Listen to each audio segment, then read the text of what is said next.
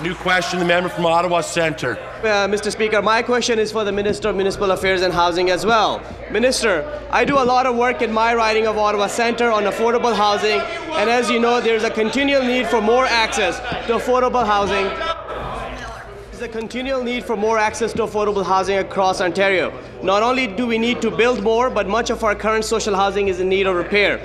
As a representative of a riding with the largest urban Aboriginal population, it is evident that in my city that some of these most in need are members of our Aboriginal communities.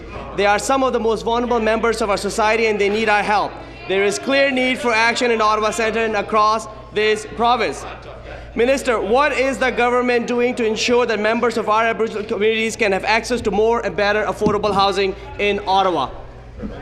Mr. Speaker, thank the honourable member. I had the pleasure of being in his riding just a week ago when we announced two very exciting local Aboriginal housing projects that are part of a $60 million investment we are making for Aboriginal housing throughout the province of Ontario. Mr. Speaker, I'm pleased to report that 40 Aboriginal households in Ottawa, 40 Aboriginal families in Ottawa will benefit from this new affordable housing. Across Ontario, we have recently announced that an investment of $20.4 million will mean 144 more new homes to be created for Aboriginal households. To quote Don McBain, the Executive Director of the Ontario Aboriginal Housing Services, this housing announcement provides great opportunity for experienced urban Aboriginal housing providers to reduce waiting times while stimulating the economy through new construction and building rehabilitation.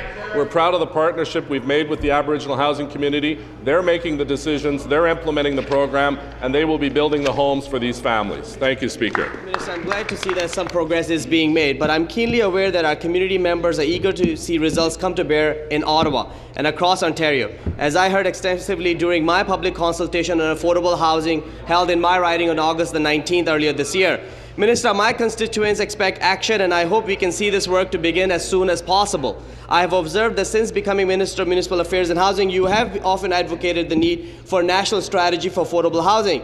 Public consultations on developing a long-term strategy for Ontario that were led by your ministry have now concluded, but the need for affordable housing is not in Ontario's alone. Minister, what progress has been made in urging the federal government to begin developing their own strategy, and when can we expect there to be action towards a coordinated affordable housing approach across Canada?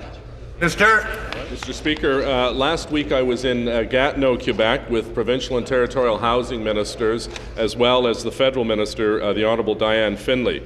And we met in our first formal FPT meeting in close to 4.5 years, and I raised, along with others, the need for a national housing strategy. You know, when all three levels of government are working together in cooperation, great things can happen. Just yesterday I was in the Banff-Ledbury community in Ottawa South to announce that 117 families in that community have seen major improvements thanks to funding from the Social Housing Repair Fund. One woman said it best, quote, "It's beautiful, I have a new home, the heat is fixed, new windows, new screen doors, I feel like a dream come true." I was joined by Joanne Poirier, the President of Ottawa Housing, Councillor Maria McRae and MP David McGuinty. We're proud of the work that we're doing in Banff-Ledbury and all throughout the province of Ontario. We know that more work has to be done. That's why we've committed to $1.2 billion.